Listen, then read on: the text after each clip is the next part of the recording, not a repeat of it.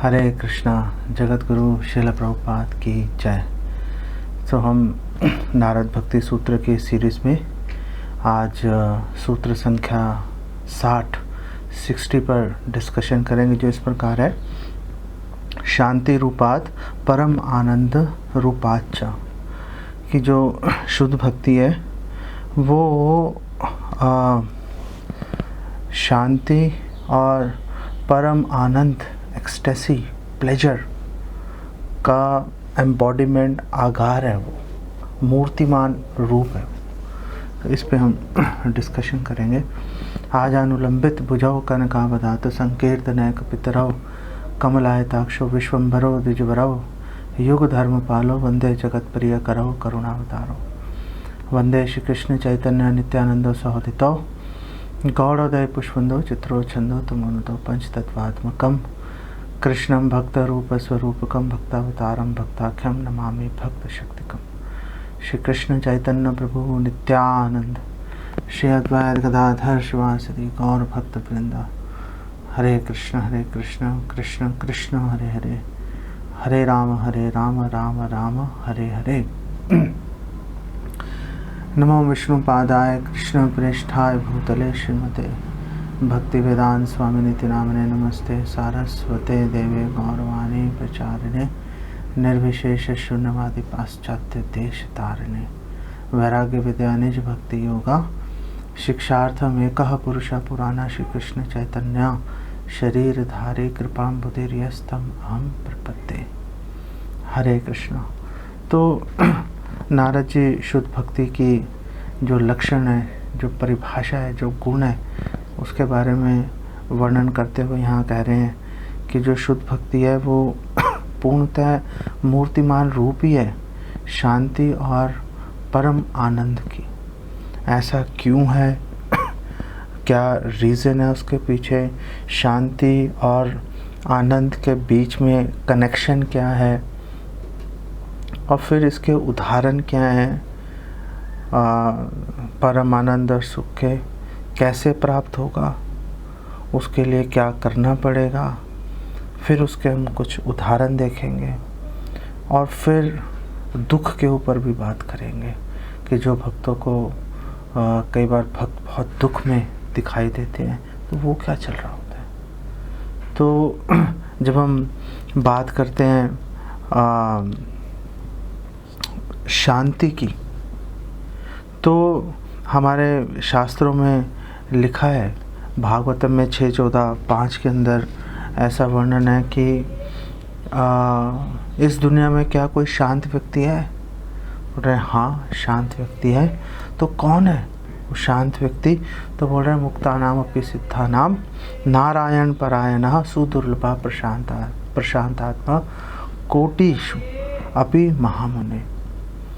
कि करोड़ों मुक्त लोगों के अंदर, करोड़ों सिद्ध लोगों के अंदर जो नारायण परायण है, जो भगवान नारायण के प्रति पूरी तरह से प्रपत्ति है, शरणागति है, हमेशा भगवान नारायण, कृष्ण, विष्णु, राम, इनकी सेवा के विषय में ही हमेशा चिंता करता है, सोचता है, चेष्टा करता है, प्रयास करता है। ऐसा नहीं कि केवल सोच ही रहा है, कर नहीं रहा कुछ। कई बार कई भक्त सोचते हैं कि केवल सोचने से काम चल जाएगा कि नहीं चल जाएगा।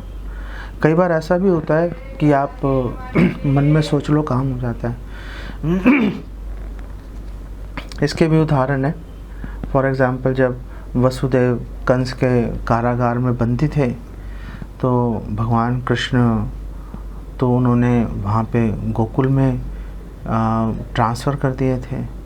तो फिर उन्होंने भगवान कृष्ण के निमित्त मानसिक रूप से ब्राह्मणों को करोड़ों गायें इत्यादि उन्होंने दान किया था।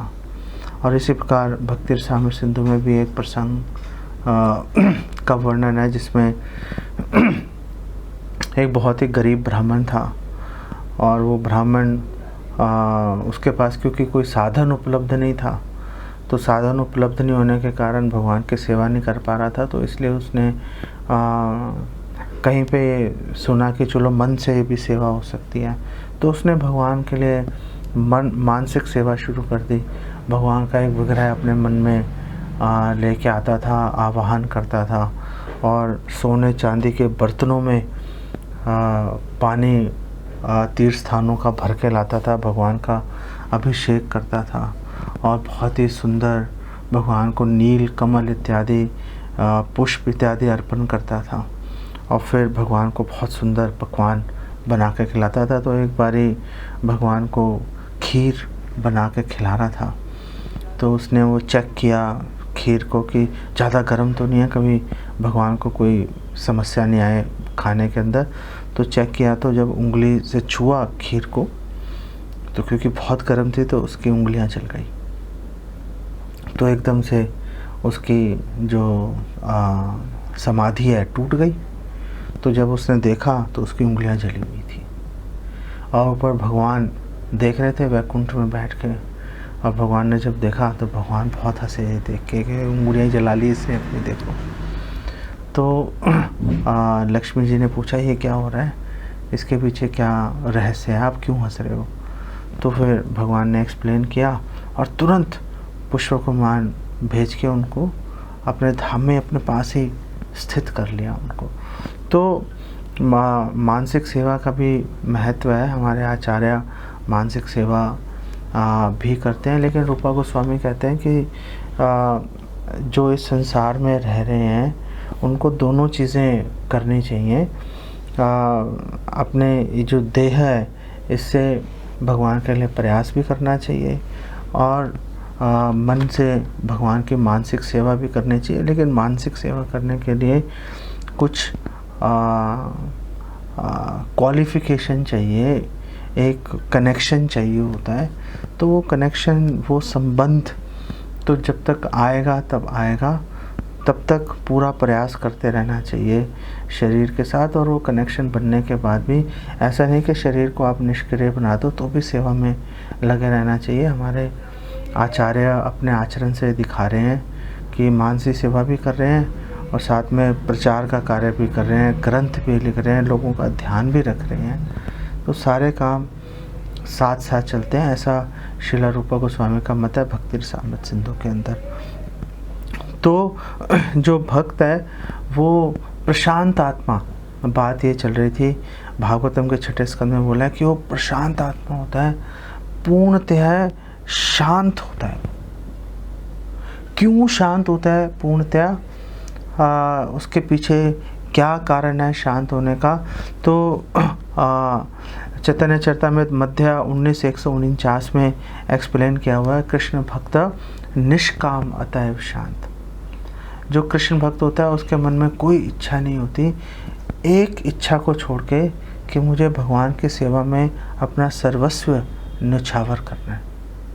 इस भावना को छोड़ के उसके मन में और कोई इच्छा नहीं होती, और इसी को निस्वार्थ निष्काम भक्ति कहते हैं, अन्य अभिलाष शून्य भक्ति कहते हैं।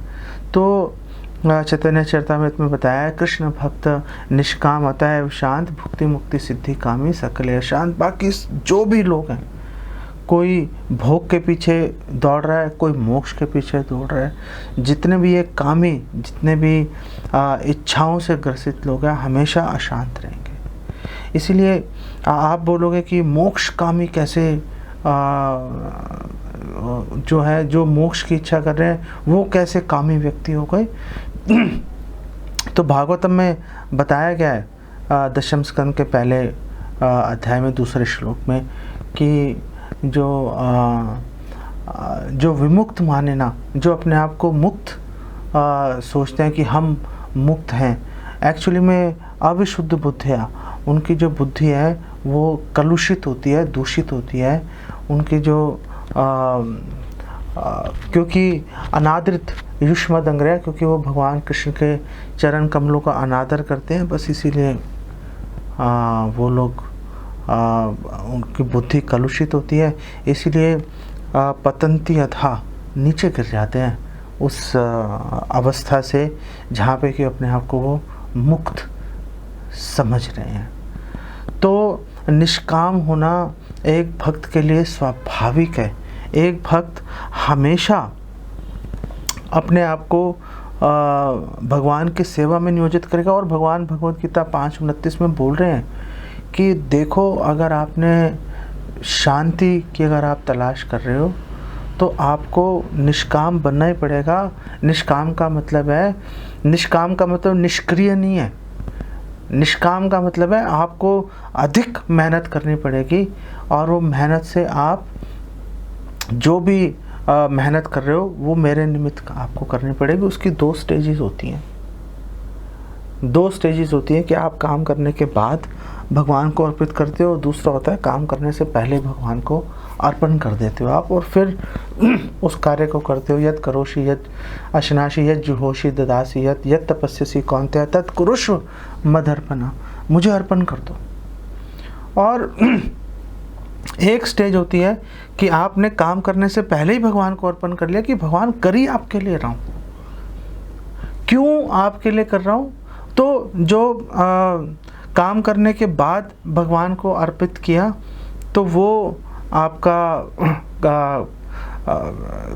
कर्म, आपने कर्म फल दे दिया, तो वो निष्काम कर्म योग में गिनती हो जाएगी। लेकिन अगर प्योर डिवोशन बोलेंगे, प्योर डिवोशन का मतलब है कि आप, ऐसा कोई टाइम था ही नहीं कि आप भगवान के बारे में नहीं सोच रहे थे। आपने कार्य करने के बारे में सोचा तो भी भगवान ही केंद्र बिंदु में थे।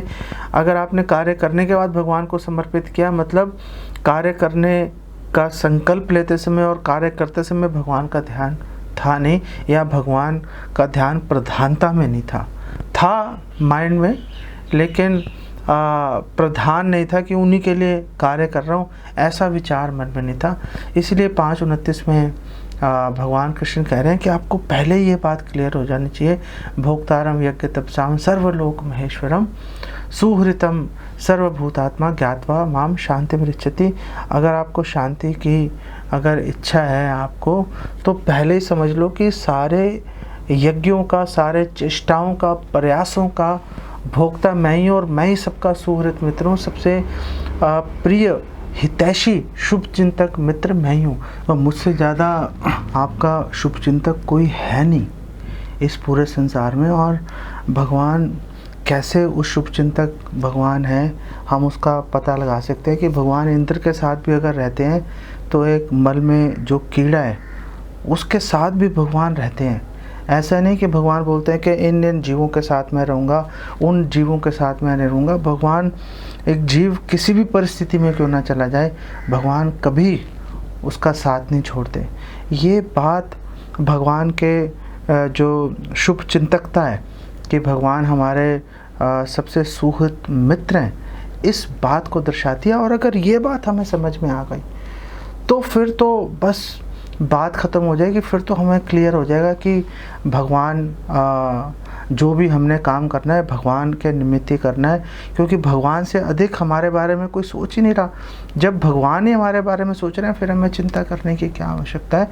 तो एक भक्त अपनी पूरी एनर्जी, पूरी ऊर्जा भगवान को संतुष्ट करने में लगा देता है। इसीलिए शुद्ध भक्ति का ये नियम है, शुद्ध भक्ति का ये परिचायक है, लक्षण है कि एक जो शुद्ध भक्त है वो भगवान की सेवा किए बिना रह ही नहीं सकता। शुद्ध भक्त सोचता है कि भगवान मेरे लिए कितना कुछ कर रहे हैं, मैं भगवान का प्रतिकार ही नहीं कर पा रहा, तो पूरा दम लगा देता है भगवान के जो दया है, भगवान की कृपा है, उसका प्रतिकार करने में। और साथ में उसको ये बात भी समझ में आ जाती है कि भगवान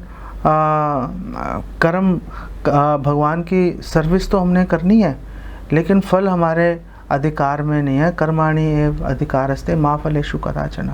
हमारे हाथ में फल नहीं है, भगवान के हाथ में फल है। भगवान चाहेंगे तो भगवान फल दे देंगे, भगवान नहीं चाहेंगे तो भगवान उस फल को डिले कर देंगे, रोक भी सकते हैं।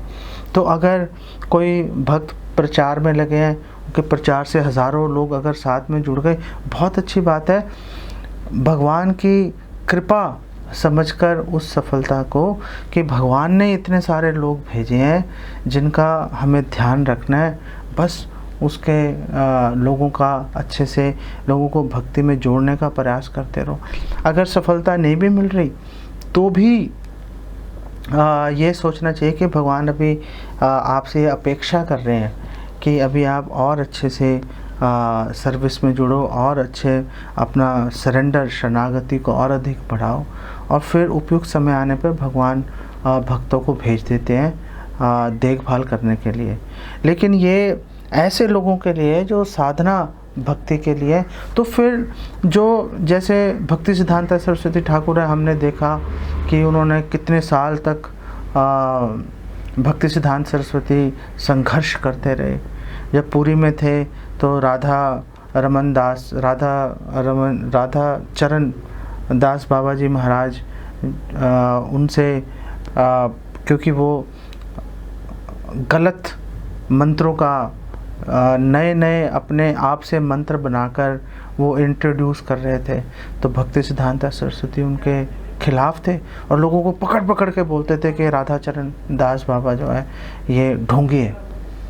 और लेकिन क्योंकि लोग उनसे जुड़े हुए थे तो लोग जो है वो भक्ति सिद्धांत सरस्वती ठाकुर को मारने के लिए भी तैयार हो गए थे। तो भक्ति विनोद ठाकुर ने भक्ति सिद्धांत सरस्वती ठाकुर को मायापुर भेज दिया। वहाँ पे वो 9-10 साल वहाँ पे रहे और उन्होंने 100 करोड़ भगवान के नामों का जप किया। इस दौरान जब बारिश होती थी तो छत, उनकी जो कुटिया थी उसकी छत टूटी हुई थी, तो छाता लेके बारिश के अंदर अपनी कुटिया में बैठ कर जप करते रहते थे भक्ति सिद्धांत सरस्वती ठाकुर। तो ऐसा शिला प्रभुपाद देख लो, शिला प्रभुपाद ने कितना संघर्ष किया इलाहाबाद में, झांसी में, दिल्ली में, मथुरा में, और फिर बॉम्बे के अंदर संघर्ष किया, और फिर जब अमेरिका चले गए शुरू में शिला प्रभुपाद ने कितना संघर्ष किया। फिर बाद में उनको सफलता मिली। तो क्या भगवान भक्ति सिद्धांत सरस्वती का शुद्धिकरण कर रहे थे? क्या भगवान शिला प्रभुपाद का शुद्धिकरण कर रहे थे? नहीं, ऐसी बात नहीं है। भगवान ऐसे भक्तों के जो शुद्ध भक्त, जो भगवान के पार्षद ही हैं, अब भगवान नहीं भेजे हैं उनको कि आप जाओ जाकर जो बद्ध जीव है उनको जाके आप प्रचार करो। तो ऐसे जो भक्त हैं भगवान उनको सफलता बाद में देते हैं, पहले उनको संघर्ष करने देते हैं। हम जैसे जो साधना भक्ति में जुड़े भक्त हैं उनको ये दिखाने के लिए कि शुद्ध भक्त के ये लक्षण होते हैं। शुद्ध भक्त किसी भी परिस्थिति में कभी भी विचलित नहीं होता। शुद्ध भक्त हमेशा, शुद्ध भक्त जो है भगवान के बारे में ही हमेशा सोचता रहता है। लेकिन जो व्यक्ति भगवान से नहीं जुड़ा होता, जो व्यक्ति इस भावना का विकास नहीं कर पाता, भगवान की शरणागति नहीं ले पाता, उसके लिए प्रॉब्लम है। वो कभी सुख का, उस परम आनंद का अनुभव नहीं कर पाएगा। क्यों नहीं कर पाएगा? क्योंकि शांति और सुख आपस में बिल्कुल जुड़े हुए हैं दोनों चीज़ें।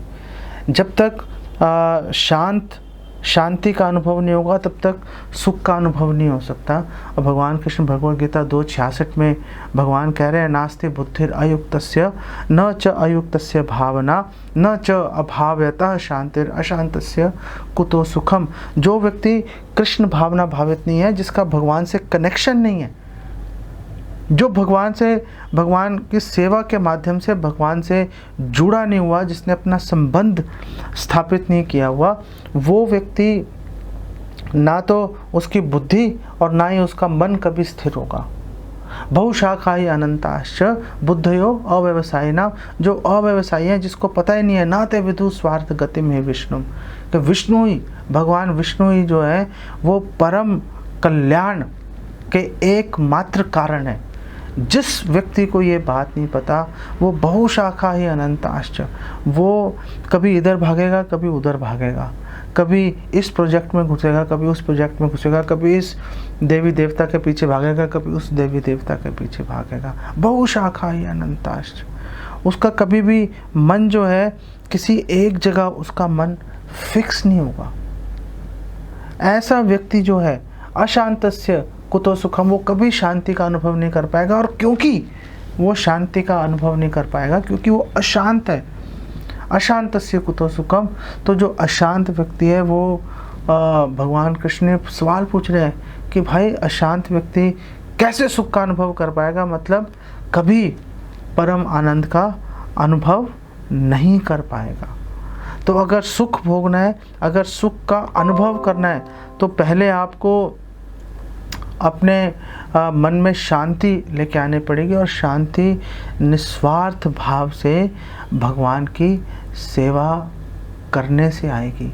अगर वो कनेक्शन हट गया तो प्रॉब्लम है। ये बात हम भागवतम के एक उदाहरण से देखते हैं, जहाँ पे दारुक जो भगवान कृष्ण के सारथी हैं, वो भगवान को बोल रहे हैं, वो कह रहे हैं भागवतम 11:30-43-43 के अंदर, अपश्यतस तच्चरणाम्बुजं प्रभो दृष्टि प्रणष्टा तमसी प्रविष्टा दिशो न जाने न लभे च शांतिम यथा निशायाम उडुपे प्रणष्टे। और दारुक बोल रहे हैं कि जैसे अमावस्या की रात में जहाँ पे चंद्रमा है ही नहीं, अमावस्या की रात में पूरे संसार के लोग जैसे अंधकार में डूब जाते हैं और रास्ता उनको सूझता नहीं है कि इधर जाएं उधर जाएं, चारों तरफ अंधकार है, कुछ दिखाई नहीं दे रहा आसपास। जैसे उन लोगों का हाल होता है, ऐसे ही क्योंकि मैं आपके चरण कमलों के दर्शन नहीं कर पा रहा, इसलिए मेरा भी ऐसा ही हाल हो गया। मैं बिल्कुल एक अंधे व्यक्ति की तरह हो गया हूँ और मैं अंधकार में इधर उधर भटक रहा हूँ। और क्योंकि मैं दिशा निर्धारण नहीं कर पा रहा कि जो सही दिशा कौन सी है, किस दिशा में मुझे जाना चाहिए, इसीलिए मैं किसी भी प्रकार की शांति का अनुभव नहीं कर पा रहा, नहीं कर पाएंगे शांति का अनुभव। अरे दारुक तो भगवान के शुद्ध भक्त हैं, पार्षद हैं, भगवान के निरंतर सेवा में लगे हुए हैं, लेकिन इस उदाहरण से हम ये समझ सकते हैं कि जब तक भगवान से वो कनेक्शन नहीं आएगा तब तक हम कभी भी सुख और शांति का अनुभव कर ही नहीं पाएंगे। इम्पॉसिबल है वो अनुभव कर पाना। श्रील रूपा गोस्वामी बात करते हैं, देखो शांति आपको, जो सुख है, हैप्पीनेस है, वो आपको 3 तरह से मिलती है। एक तो है जो इंद्र तृप्ति जनित सुख है कि इंद्रियों का वेग आया, हमने उसको ग्रेटिफाई कर दिया, हमने उसको तृप्त कर दिया, तो एक सुख मिलता है। आगे हमारे शास्त्रों में बोला है कि जैसे यज्ञ में अग्नि प्रज्वलित है और ऊंची ऊंची लपटें उठ रही हैं, आप उसमें घी डालोगे तो एक बार वो अग्नि थोड़ी सी शांत हो जाती है। जैसे घी डालता है अग्नि थोड़ी दब जाती है, लेकिन थोड़ी देर बाद में तुरंत और ज़्यादा अधिक प्रचंड हो जाती है। ऐसे ही जो इंद्रिय जनित सुख है, जब हम अपनी इंद्रियों को संतुष्ट कर देते हैं, इंद्रियों का वेग आया, इंद्रियों ने अपनी मांग आपके सामने रखी, हृदय दुर्बल्य के कारण हमने उसकी मांग पूरी कर दी, हमने उसका प्रतिरोध नहीं किया, हमने उससे लड़ा नहीं, हम नहीं करेंगे।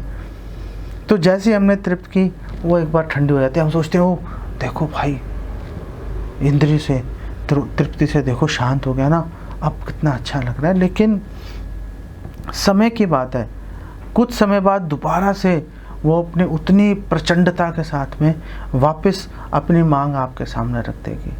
तो आप भोग से समाधि तक कभी भी जा नहीं सकते।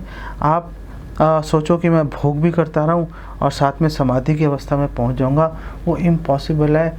जो लोग ऐसी बात करते हैं, जो लोग ऐसे सिद्धांत का प्रचार करते हैं, बड़े दुख की बात है कि वो लोग खुद तो दिग्भ्रमित हैं ही, खुद तो भ्रम में, इल्यूजन के अंदर हैं ही, दूसरे हज़ारों लाखों लोगों को भी और ऐसी कर्णप्रिय लेकिन बेकार, घटिया, चीप बातें करके लोगों को आकर्षित कर लेते हैं। लेकिन हरि भक्ति विलास में ही बोला गया है कि अगर कोई ऐसे लोगों की बात सुनता है कि आपने ऐसे लोगों की बात सुन रहे हो, तो आपका दोष है, और उस दोष के कारण क्योंकि आपने ऐसे धूर्तों की बात सुनी, तो आपको अक्षय कालम, अनंत काल तक नरक में आपको वास करना पड़ेगा। तो बड़ी सावधानी के साथ में बर्ताव करना चाहिए। ज़्यादातर जो ये कथावाचक हैं, जो आजकल कथा जिहाद की बात चल रही है, ज़्यादातर लोग ये कथावाचक, और उनके पीछे आप देखो हज़ारों लोग भी लगे होते हैं, और उन्होंने कई साल इसमें उन्होंने इन्वेस्ट भी किए होते हैं। ऐसा नहीं कि रातों रात प्रसिद्धि मिल गई, कई सालों से लगे होते हैं वो लोग। 20-20, 30-30, 40-40 साल उनको लग जाते हैं उस स्थान पर पहुंचने के लिए कि पीछे लाखों लोग उनके अंधी भक्ति कर रहे हैं। तो ऐसे लोग, ऐसा नहीं कि सारी बातें ही गलत करते हैं, ऐसे लोग बड़े चतुर होते हैं, वो भगवद गीता भागवतम का सहारा लेंगे, पुराणों का सहारा लेंगे, वो 20 बातें आपको एकदम परफेक्ट बोलेंगे और बीच में एक बात ऐसी घुसा देंगे कि वो 20 बातों को धराशायी भी कर देगी और वो आपके दिमाग में उस आइडिया को प्लांट कर देंगे। हम लोग ये सोचते हैं, जो एक अबोध व्यक्ति है जिसने शास्त्रों का अध्ययन नहीं किया, वो सोचता है अरे इसने 20 बातें सही बोली हैं, शास्त्रों के अनुसार ये 21वीं बात भी सही होगी, मान लेता है। बस वो मानने के कारण उसके पीछे दौड़ना शुरू कर देगा वो, और बेचारा जैसे अबोध पशु को कसाई जो है उसको पकड़कर कसाई खाने में उसको मारने के लिए लेके जाता है और पशु सोचता है कि मैं अपने स्वामी के साथ टहलने के लिए निकला हूँ, उसको नहीं पता कि गर्दन कटने वाली है, वैसे उसकी गर्दन कट जाती है, उसको पता ही नहीं चलता। तो एक सुख मिलता है इंद्रिय तृप्ति के माध्यम से, और दूसरा जो सुख है वो हमें प्राप्त होता है मोक्ष में प्रवेश करने के लिए, कि मोक्ष में प्रवेश करके ओह अब तो परम सुख है, कोई दुखी नहीं है, यहाँ पर किसी प्रकार का कोई क्लेश नहीं है। लेकिन हमारे भागवतम में लिखा है, देवी देवता भगवान कृष्ण को बोल रहे हैं दशम स्कंद के बिल्कुल शुरू के अंदर वो बोल रहे हैं कि विमुक्त माने ना, जो अपने आप को मुक्त समझ रहे हैं वो पतंती अधा आरूह्य कृष्ण, उन्होंने बड़ी तपस्या की थी वहाँ तक पहुँचने के लिए, पतंती अधा नीचे गिर जाएंगे, अनादृत युष्मत अंग्रया, क्योंकि उन्होंने आपके चरण कमलों का उन्होंने अनादर किया है, इस कारण से उनका पतन निश्चित है। और रूपा गोस्वामी बोल रहे हैं कि जो तीसरी प्रकार का सुख मिलता है, तीसरे प्रकार का सुख कृष्ण भावना के अंदर मिलता है, जब एक भक्त भगवान की सेवा के माध्यम से भगवान से संबंध बना लेता है, भगवान की प्रसन्नता के लिए जब एक भक्त अपना व्यवहार करता है, तो वो जो सुख है वो सुख स्थायी होता है, अक्षय होता है। तो अगर कोई व्यक्ति अपने स्वार्थ के बारे में सोचेगा, इंद्रिय तृप्ति और मोक्ष के अंदर प्रधानता जीव की स्वयं की होती है, अपनी इंद्रिय तृप्ति, मैं मुक्त हो जाऊं, और जब तक जीव अपने बारे में सोचता रहेगा तब तक वो कभी भी परम सुख का अनुभव कर पाएगा, लेकिन परम सुख का अनुभव वो कभी भी नहीं कर पाएगा। इसीलिए भागवत में बोला गया है, नाते विदु स्वार्थ गति में विष्णु, दुराशयाय भय अर्थ माने ना। ये लोग कभी भी, जो लोग इस बात को नहीं समझ पाते कि भगवान कृष्ण, भगवान विष्णु नारायण यही हमारे परम कल्याण का एकमात्र साधन है, एकमात्र उपाय है, वो कभी भी सुख का अनुभव नहीं कर पाएंगे। बाहरी वस्तुओं को, जो अनर्थ है, उनको अर्थ समझ पाएंगे। तो करना क्या है कि हमें अपने बारे में विचार छोड़कर, अपने बारे में ना सोचकर, हम भगवान को कैसे प्रसन्न कर पाएंगे, ये बात महत्वपूर्ण है। भागवतम 10:65-53 के पुरपोट में बताया गया है कि देखो भगवान कृष्ण जो है वो सभी ऐश्वर्यों और सभी सुखों के आगार हैं, भगवान तो खुद ही है सच्चिदानंद विग्रह। तो भगवान जो पूर्ण तरह से आनंद सच्चिदानंद विग्रह है, अगर हम उस सुख का अनुभव करना चाहते हैं तो हमें उनकी सेवा के माध्यम से उनसे संबंध स्थापित करना पड़ेगा, क्योंकि छूत की बीमारी है। हम किसी रोगी के साथ जुड़ेंगे, कोरोना वायरस के पेशेंट के साथ में आप टाइम बिताओगे, कोरोना हो जाएगा। शराबी के साथ टाइम बिताओगे, शराबी बन जाओगे। और अगर भगवान के साथ संबंध बिताओगे तो जो भगवान के गुण है सच्चिदानंद के, वो आप में परिलक्षित हो जाएंगे। जैसे लोहे की छड़ को आग में डाला तो जैसे लोहे की छड़ आग के गुण ले लेती है, ऐसे ही हम भी वो गुण ले लेंगे। तो यही हमारे लिए सबसे, जो अगर आपने सबसे अधिक स्वार्थी होना है कि मुझे सबसे बड़ा बेनिफिट चाहिए, तो सबसे बड़ा बेनिफिट ये है, अगर आपको प्राप्त चाहिए तो आपको निस्वार्थ भाव से भगवान की सेवा में लगना पड़ेगा। ये विरोधाभास है। जब तक आप निस्वार्थ भाव से भगवान की सेवा में नहीं लगोगे तब तक आप कभी अपना परम स्वार्थ प्राप्त नहीं कर पाओगे। ये भगवान ने बहुत इंटेलिजेंटली, भगवान ने ये एक सिचुएशन भगवान ने ये क्रिएट कर दी है।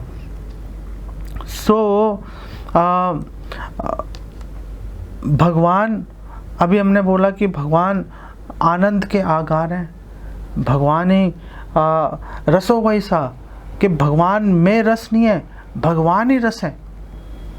ऐसा नहीं है कि भगवान के अंदर रस है, भगवान खुद ही रस के समान है। जैसे चैतन्य महाप्रभु ने चैतन्य लीला में हमें एक प्रसंग मिलता है कि उन्होंने, भक्त काफ़ी थक गए थे कीर्तन करते करते, तो उनको भूख प्यास मिटाने के लिए चैतन्य महाप्रभु ने एक आम की गुठली बोई। आम का पेड़ देखते ही देखते मिनटों में उग गया, आम भी लग गए। और वो जो आम थे वो, उसमें ना तो गुठली थी और ना ही उसके ऊपर छिलका था, पूरा गूदा ही गूदा था। तो भगवान भी ऐसे ही हैं, पूरा रस ही है भगवान, भगवान के अंदर रस नहीं है। तो जब भगवान खुद ही रस है और इतने रसीले हैं भगवान कि भगवान खुद ही आकर्षित हो जाते हैं, खुद ही लालायित हो जाते हैं भगवान उस रस का आस्वादन करने के लिए। इसलिए चैतन्य चरितामृत आदि 7:11 में बताया कि कृष्ण माधुर्य एक अद्भुत स्वभाव, भगवान कृष्ण की जो स्वीटनेस है, जो मधुरता है, उसका एक अद्भुत उसका स्वभाव, उसकी नेचर है। आप ना आस्वादित कृष्ण करे भक्त भाव।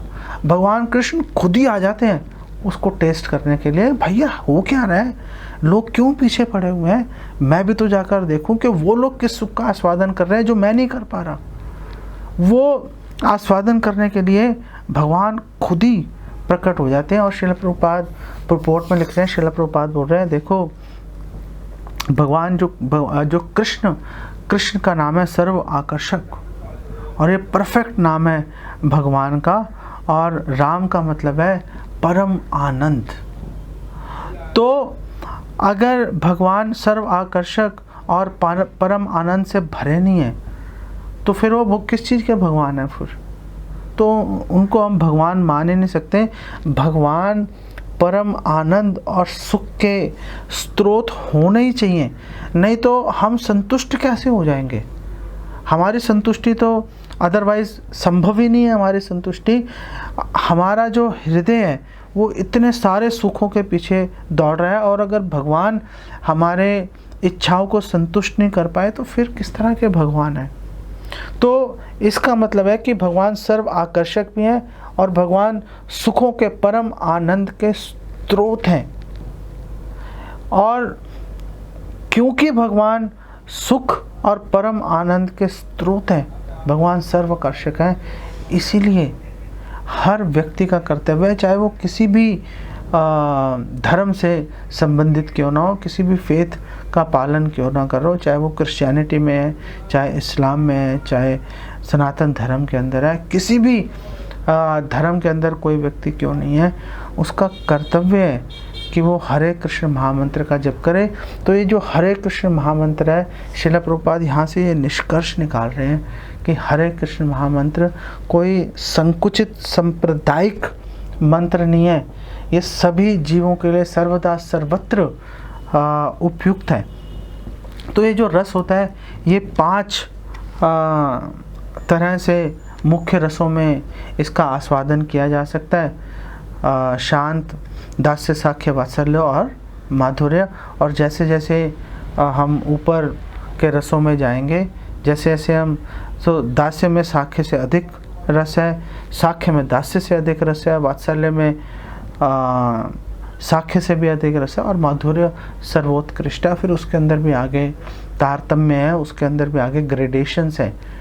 जैसे जैसे आप स्वकीय से परकीय की तरफ जाओगे, संभोग से विरह की ओर जाओगे, वो सुख और ज़्यादा इंटेंसिफाई और ज़्यादा अधिक गाढ़ा होता रहेगा। तो जैसे एक छोटा बच्चा होता है, वो भी जब खेल रहा है परम सुख का अनुभव करता है, उसके लिए उससे अधिक कुछ नहीं होता। लेकिन जो उसके माँ बाप हैं, जो बड़े हैं, उनको पता है कि ये चलो ये सुख ले तो रहा है, लेकिन और भी इससे भी श्रेष्ठ सुख अवेलेबल है। और जैसे जैसे बच्चा बड़ा होता है, इंटेलिजेंट होता है, वो उसको थोड़ी नॉलेज हो जाती है और ज़्यादा लोगों से मिलता है, बड़े बड़े लोगों से अगर उसकी मुलाकात होनी शुरू हो जाती है तो उसको समाज में भी उसका जो प्रभाव है बढ़ जाता है और अधिक सुख का अनुभव करना शुरू कर देते हैं। ऐसे ही भक्ति में भी ऐसे ही चलता है कि जब आप जुड़ते हो और धीरे धीरे जैसे जैसे जैसे जैसे आप आगे बढ़ोगे, भगवान के साथ जैसे आपका संबंध घनिष्ठ होता चला जाएगा, उतना ही अधिक आप सुख का अनुभव कर पाओगे। चैतन्य भागवत का आपको एक उदाहरण देता हूँ कि कैसे एक भक्त खराब परिस्थिति और प्रतिकूल परिस्थिति और अनुकूल परिस्थिति दोनों के अंदर सुख का अनुभव करता रहता है। उसके लिए फ़र्क ही नहीं पड़ता कि स्थिति मेरे अनुकूल नहीं है या ये तो बहुत अनुकूल स्थिति है, दोनों में परम सुख का अनुभव करता है। तो जब आप सबको पता है सप्त प्रहरी लीला के बारे में, एक प्रहर 3 घंटे का होता है, तो सप्त प्रहरी लीला का मतलब है 21 घंटे चैतन्य महाप्रभु ने अपना ऐश्वर्य, अपना कृष्ण भाव, अपनी सुप्रीमेसी भगवान ने अपनी प्रकट की थी श्रीवास आंगन के अंदर। और विष्णु खट्टा पर बैठकर चैतन्य महाप्रभु ने सबको बोला था, जाओ जाके मेरे लिए अभिषेक करो और फिर मुझे भोग लगाओ। और फिर चैतन्य महाप्रभु ने सब भक्तों को बुला बुलाकर सामने से उनके हृदय की इच्छाएं पूरी की थी। उस कड़ी में सारे भक्तों ने भगवान के दर्शन कर लिए, भगवान ने उन पर, महाप्रभु ने दया भी कर दी, तो एक मुकुंद रह गया। तो भक्तों ने महाप्रभु को बोला कि प्लीज़ आप इस पे भी दया कीजिए, इसको तो आपने बुलाया नहीं अभी तक। तो महाप्रभु ने बोला इसको नहीं बुलाऊंगा मैं, ये कभी दांतों में तिनका दबाता है और कभी इसके हाथ में छड़ी होती है। जब ये अद्वैताचार्य का संग करता है तो ये भक्ति के अंदर उन्मुक्त होकर नाचता है, लेकिन जब ये मायावादियों के पास जाता है तो मेरी पीठ पर ये जैसे छड़ी से प्रहार करते हैं, मेरी पीठ में छुरा मारता है। जब ये बोलता है कि भक्ति से भी जो श्रेष्ठ कोई वस्तु है, तो मुझे ऐसा लगता है कि किसी ने मेरी पीठ पर छड़ी से प्रहार किया, मेरी पीठ को लहूलुहान कर दिया। भक्तों के साथ ये तर्क करना शुरू कर देता है। और महाप्रभु बोले, भक्ति है ते बड़ आछे ये यहाँ बखाने, निरंतर जाठी मोरे मारे सही चने।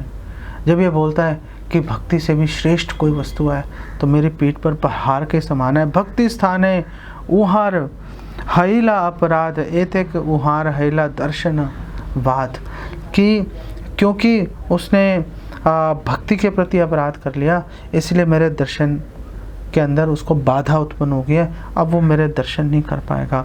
मने चिंते मुकुंद परम भागवत ए देह राखीते मोर ना है युकत।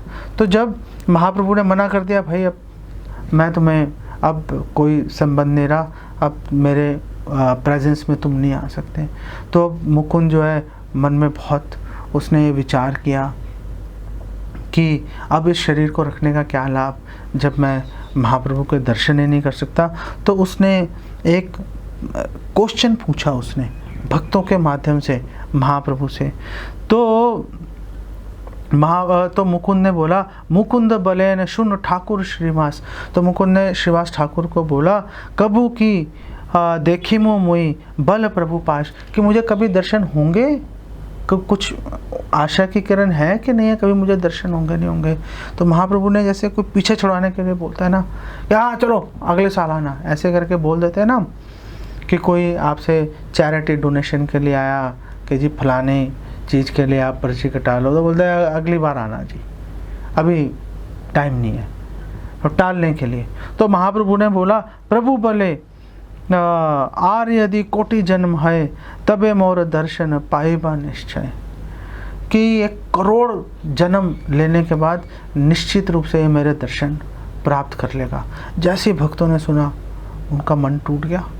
1 करोड़ जन्म कोई बात होती है? 1 करोड़ जन्म, और कई जन्म उसमें अलग अलग योनियों में होंगे, और कई जन्म हजारों का सालों तक चलते रहेंगे, तो कैसे बात बनेगी। और मुकुंद का क्या हाल हुआ? सुनीला निश्चय प्राप्ति प्रभु श्रीमुखे, मुकुंद सिंचित हैला परानंद सुखे। 1 करोड़ वर्ष के बाद निश्चित रूप से दर्शन होंगे। ये सुनते ही निश्चित मुकुंद ने अपना पूरा ध्यान निश्चित शब्द पर लगा दिया। करोड़ वर्ष के अधिक महत्व नहीं दिया, वो तो यूं बीत जाएंगे करोड़ वर्ष। और परानंद से सिंचित हो गया, पूरा हृदय उसका गदगद हो गया। पाए बा बलि करे महानृत्य, प्रेमते विवल हैला चैतन्य रे भृत्य। और चैतन्य महाप्रभु का वो जो दास है मुकुंद, वो जोर जोर से बोलने लगा, पाए बा, मुझे मिल जाएंगे दर्शन। और एकदम से विवल हो गया और नृत्य करने लगा। महानंदे मुकुंद नाचे सही खाने, देखी बेन हेन वाक्य सुनिया श्रवणे। और ऐसा वाक्य सुनकर जो मुकुंद है वो महा आनंद के अंदर जोर जोर नाच रहा है। अब आप देखो यहाँ पे एक प्रतिकूल परिस्थिति है भौतिकता के अगर एंगल से, दृष्टिकोण से देखा जाए, लेकिन मुकुंद है वो महा आनंद का अनुभव कर रहा है, नाचे जा रहा है। मुकुंद देखिए प्रभु हासे विश्वंभर, आज्ञा हैला मुकुंदेर आना सत्वर। सत्वर मतलब तुरंत। और जैसे ही महाप्रभु ने देखा कि ये तो नाच रहा है महा आनंद के अंदर, और महाप्रभु विश्वंभर वो प्रसन्न होकर उन्होंने बोला, इसको सत्वर, इसको तुरंत आना, इसको तुरंत मेरे पास लेके आओ। सकल वैष्णव डाके ऐसा है मुकुंद, ना जाने मुकुंद किचु पाइया आनंद। लोग बुला रहे हैं मुकुंद आओ, तुम्हें बुला रहे हैं। मुकुंद को कोई होश ही नहीं है, मुकुंद अपना नृत्य करने में मगन हो रहा है। प्रभु बोले, मुकुंद घुचिल अपराध, आइस आमार देख धरह प्रसाद। और भगवान चैतन्य महाप्रभु ने बोला मुकुंद को, मुकुंद इधर आओ, तुम्हारे अपराध खत्म हो गए, तुम मेरा दर्शन करो और मेरी कृपा को प्राप्त करो। धरह प्रसाद, मेरी कृपा को प्राप्त करो। क्यों? क्योंकि प्रतिकूल परिस्थिति में भी परानंद के अंदर मग्न था मुकुंद। प्रभु आज्ञाए सबे आनिल धरिया, पड़ीला मुकुंद महा पुरुष देखिया। और सारे लोग, क्योंकि वो तो नाच रहा, उसको होश ही नहीं है, सारे लोग गए उसको पकड़ धकड़ के उसको मुकुंद को लेकर आए। और मुकुंद जब चैतन्य महाप्रभु के सामने आया, महाप्रभु के दर्शन किए, तुरंत दंडवत करके मुकुंद ने प्रणाम किया। प्रभु बोले, उठ उठ मुकुंद आमार, तिलार्धे का अपराध नाही को तुम्हार। और चैतन्य महाप्रभु ने, उठो मुकुंद उठो, तुम्हारा कोई अपराध नहीं रहा, सारे अपराध तुम्हारे खत्म हो चुके हैं। संग दोष तुम्हारा सकल हैला क्षय, तोर स्थाने हमारा हैला पराजय। सारे तुम्हारे दोष, सारे अपराध खत्म हो गए, मैं खुद ही तुमसे पराजित हो गया। क्यों? क्योंकि प्रतिकूल परिस्थिति में भी तुमने अपने उत्साह को, अपने आनंद को तुमने नहीं छोड़ा। तुम बस निश्चित शब्द को पकड़ कर ही तुम सुख का अनुभव करते रहे। कोटि जन्मे पाइबा हेन बलिलाम आमी, तिलार्धे के सब तहा घुचाइल तुम्हें। ये जो कोटि जन्म के बाद दर्शन मैं तुम्हें दूंगा, तुमने एक क्षण में सारे खत्म कर दिए, मुझे ही तुमने पराजित कर दिया। अव्यर्थ आमार वाक्य तुम्ही से जानिला, तुम्ही आमा सर्वकाल हृदय बांधिला। तुमने ये निश्चित कर लिया कि महाप्रभु ने निश्चित बोल दिया है और मेरा वाक्य कभी अव्यर्थ नहीं जाएगा, कभी व्यर्थ नहीं जाएगा। मेरा वाक्य अव्यर्थ है। कभी भी किसी भी परिस्थिति में मेरा वाक्य कट नहीं सकता, पूरा होकर ही रहेगा मेरा वाक्य। बस तुम्हें ये श्रद्धा थी, सारे कार्य तुम्हारे, तुमने अपने हृदय में मुझे बांध लिया इस श्रद्धा के चलते। सत्य यदि तुम्हें कोटि अपराध कर, से सकल मिथ्या तुम्हें मोर प्रिय दृढ़। अगर तुम करोड़ों भी अपराध करोगे, लेकिन क्योंकि तुम्हें मेरे वाक्य में श्रद्धा है, सारे अपराध तुम्हारे खत्म हो जाएंगे, बिल्कुल नष्ट हो जाएंगे। कैसे हो जाता है ये? आखिर ये कैसे संभव है कि प्रतिकूल अवस्था में भी भगवान के जो भक्त हैं वो अद्वितीय आनंद का अनुभव करते हैं? आखिर ऐसा कैसे संभव हो पाता है? तो भागवत 11:3-32 में बताया गया है। क्वचित रुदंती अच्युत चिंतया क्वचित, हसंती नंदती वदंती अलौकिकः, नृत्यन्ति गायन्ति अनुशीलयन्ति अजम, भवन्ति तूष्णीम परम एत्य निर्वृतः। और यहाँ पर बताया गया कि भगवान का प्रेम प्राप्त करके जो एक भक्त है वो कभी ज़ोर ज़ोर से रोएगा और हमेशा भगवान के विचारों में डूबा रहेगा, कभी हंसेगा, कभी परम आनंद का अनुभव करेगा, कभी भगवान से ज़ोर ज़ोर से बोलेगा, कभी नाचेगा गाएगा। ऐसे जो भक्त हैं जो कि इस भौतिक जीवन को पार कर चुके हैं, भौतिक जीवन से ऐसे लोग जो क्योंकि वो बाहर निकल चुके हैं, तो कई बार तो वो भगवान के लीलाओं का जो है भगवान की लीलाओं को ही करना शुरू कर देते हैं। जैसे गोपियाँ कर रही थी, जब भगवान रासलीला से चले गए थे तो गोपियाँ भगवान की लीलाओं का मंचन कर रही थी। कोई गोपी भगवान की किसी लीला के बारे में बात को करके दिखा रही है, कोई गोपी किसी लीला को करके दिखा रही है। और कई बार ऐसे लोग जो हैं वो भगवान का सानिध्य, भगवान के दर्शन प्राप्त करके एकदम शांत और मौन हो जाते हैं और भगवान को अपलक निहारते रहते हैं। आखिर ऐसा कैसे हो जाता है, कैसे वो डूब जाते हैं इस परम सुख के अंदर? ऐसा इसलिए होता है क्योंकि वो लोग अपने शरीर, अपने बारे में भूल जाते हैं पूरी तरह से, अपने बारे में उनको विचार ही नहीं होता। नरोत्तम दास ठाकुर भी बोल रहे हैं, देह स्मृति नाही यार, संसार बंधन कहाँ तार। जिसको शरीर की स्मृति नहीं है, जो शरीर के बारे में नहीं सोच रहा, उसको इस संसार, ये जो संसार है उसको कैसे बांध पाएगा। इस बात को जैसे हमने बात किया गोपियों से, हम ब्रजवासियों के व्यवहार से हम देख सकते हैं कि वो कैसे, उसके पीछे क्या कारण है, कैसे वो अपने शरीर के बारे में भूल गए, आखिर ये कैसे संभव हो गया।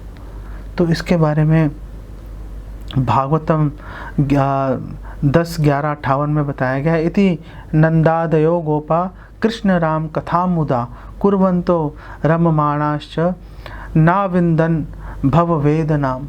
जो भव वेदना है, जो इस भौतिक संसार के जो दुख हैं, भव वेदनाम ना विंदनम, उनको पता ही नहीं चलता। क्यों पता नहीं चलता? कि यहाँ पर बताया गया है भागवतम 10:11-58 में कि जो जितने भी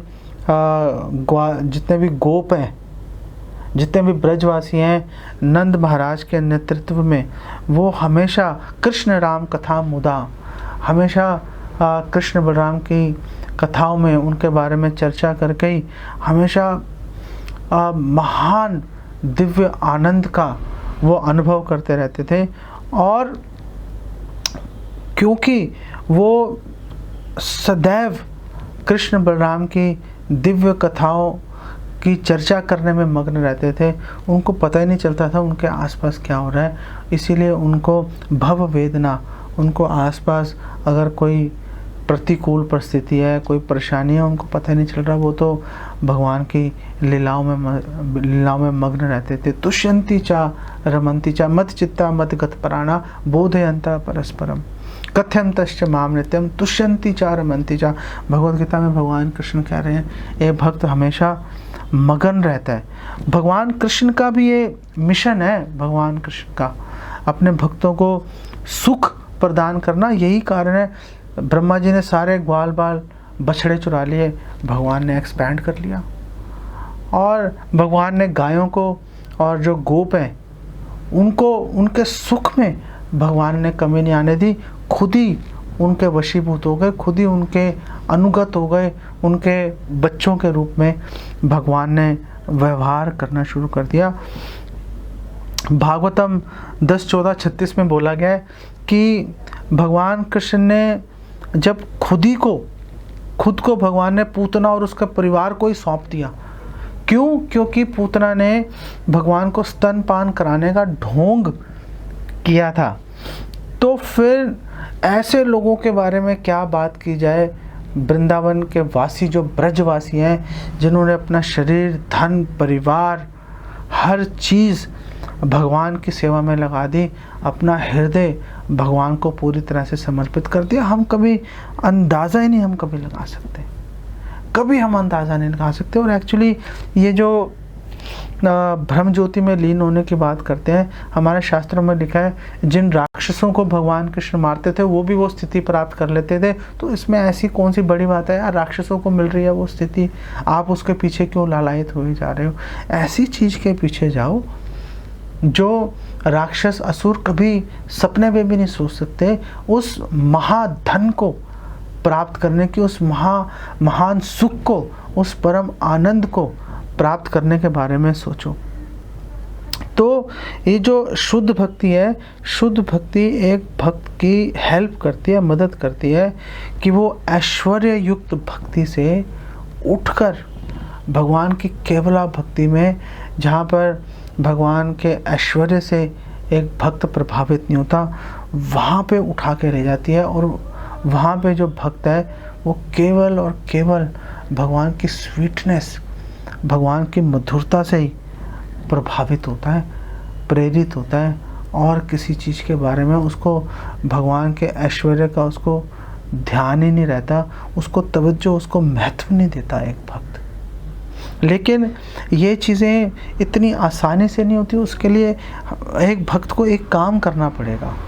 एक जो भक्त है उसको भौतिक इंद्रिय तृप्ति का त्याग करना पड़ेगा भगवान कृष्ण की प्रसन्नता के लिए, पूजा लाभ प्रतिष्ठा या शरीर को स्वस्थ करने के लिए नहीं, भगवान कृष्ण की प्रसन्नता के लिए, और अपना पूरा ध्यान आध्यात्मिक जगत पर लगाना पड़ेगा। पद्म पुराण में बोला गया है, हरिम उद्देश्य भोगानि काले त्यक्तवतस्तव विष्णु लोक स्थिता संपद अलोलासा प्रतीक्षते, कि जब आप भौतिक सुखों का आप त्याग कर दोगे, भौतिक सुखों का त्याग कर दिया, भौतिक सुख आपको मिले लेकिन आपने वो भोगे नहीं, आपने उसका त्याग कर दिया, और आप उस समय अगर आप भगवान कृष्ण का स्मरण करोगे तो जो ये परमानेंट वेल्थ है, जो ये संपद है, जो अक्षय संपद है, जो परम आनंद रूपी जो संपदा है, वो विष्णु लोक में आपकी प्रतीक्षा करेगी कब आएगा और कब इसको ये इस परम सुख का भोग कर पाएगा।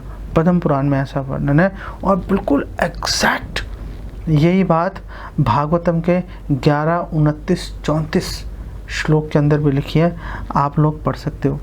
लेकिन कई बार हम देखते हैं कि एक भक्त है वो कई बार बड़े दुख का अनुभव कर रहा होता है, कई भक्तों आंखों से आंसू बह रहे होते हैं, रो रहा होता है, तो भक्ति रसामृत सिंधु में उसको क्लियर कर रखा है, क्लैरिफिकेशन दे रखी है कि अगर कोई करुण रस का आस्वादन कर रहा है, दुख का अनुभव कर रहा है भगवान की लीलाओं को देख के, उसमें भी सुख है।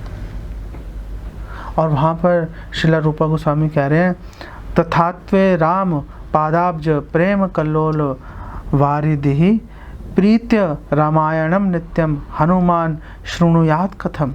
अगर रामायण में कितना दुख है, दुख से भरी हुई है, भगवान विलाप कर रहे हैं, माता सीता विलाप कर रही हैं, फिर चलो रावण को मार के ले आए, फिर उनको माता सीता को भेज दिया वाल्मीकि ऋषि के आश्रम में, तो और फिर माता सीता धरती में समा गई, और भगवान कृष्ण उसके बाद भगवान राम जो हैं वो ब्रह्मचर्य का पालन करते हुए हजारों साल तक उन्होंने लोगों का ध्यान रखा, यज्ञ इत्यादि संपन्न की, तो कितना दुख उसके अंदर दिखाई दे रहा है। लेकिन श्रीला रूपा गोस्वामी प्रश्न उठा रहे हैं कि अगर रामायण दुख का कारण है, अगर रामायण पढ़ने से अगर दुख का अनुभव होगा, तो फिर हनुमान जो है वो जिनके हृदय में भगवान राम के चरण कमल रूपी जो समुद्र है, जो पूरी तरह से पूरे वेग के अंदर उफान में है, जो वो क्यों अत्यंत उत्सुकता के साथ, अत्यंत आनंद के साथ में वो क्यों सतत रामायण सुनने में मग्न रहते हैं, आखिर वो क्यों रामायण बार बार लगातार रामायण को सुने जा रहे हैं। अगर उसमें दुख है तो कहने का मतलब है कि जब भक्त प्रत्यक्ष रूप से, जब भक्त ऐसा लगता है कि काफ़ी दुख का अनुभव कर रहे हैं, तो वास्तव में अंदर से सुख का अनुभव कर रहे हैं। एक बार प्रभुपाद बैठे थे और काफ़ी प्रभुपाद गंभीर अवस्था में थे, तो एक भक्त ने प्रभुपाद से पूछा, प्रभुपाद आप इतने दुखी क्यों? तो प्रभुपाद ने बोला, यू डोंट अंडरस्टैंड, तुम कभी समझ नहीं पाओगे, आई एम एक्सटैटिक, मैं तो बहुत खुश हूँ। तो इन बातों को समझने के लिए, इनमें प्रवेश पाने के लिए, सुख और परम आनंद का अनुभव करने के लिए हमें शुद्ध भक्ति के माध्यम से भगवान से संबंध स्थापित करना पड़ेगा। इसीलिए ये जो शुद्ध भक्ति है, क्योंकि भगवान से अभिन्न है, इसीलिए भक्ति के अंदर ये सुख और शांति देने की क्षमता है, आवश्यकता है कि हम शुद्ध भक्ति को अपने जीवन में उतारें और भगवान से अपना संबंध स्थापित करने की कोशिश करें। इसके लिए हमें सामने से प्रयास करने पड़ेंगे। हम अगर ये सोचें कि चलो ये भी करते रहते हैं, वो भी करते रहते हैं और साथ में ये भी भक्ति भी करते रहेंगे, उससे बात नहीं बनेगी। अभी आप मान लेता हूँ अपनी परिस्थिति के अनुसार अभी आपको ऐसा हो सकता है करना पड़े, लेकिन योजनाबद्ध तरीके से इसमें से बाहर निकलने का प्रयास भी आवश्यक है। ये मत सोचो कि बस इसी में पड़े रहेंगे, ऐसे अपना जीवन चला देंगे, वो इतनी अच्छी भावना नहीं है। उससे बाहर निकलेंगे तो भगवान की महिमा और भगवान जो आनंद का अनुभव करते हैं, हम भी उसकी बूंद चखने की योग्यता प्राप्त कर लेंगे। इसके लिए बार बार मैं इस बात को दोहराता हूँ कि अपने अभिमान को, छोटी छोटी बातों पर बुरा मानने के अपने इस अवगुण को हर भक्त को त्यागना ही पड़ेगा और ये सोचना पड़ेगा, जैसे घर वालों से हमारी कितनी लड़ाई हो जाए, हम कभी उनको छोड़ते नहीं हैं, ऐसे हम कभी भी भक्तों का संग नहीं छोड़ेंगे, जिनके मार्गदर्शन में हम आगे बढ़ने की प्रयास कर रहे हैं। यही विराम देते हैं। जगत गुरु श्रील प्रभुपाद की जय।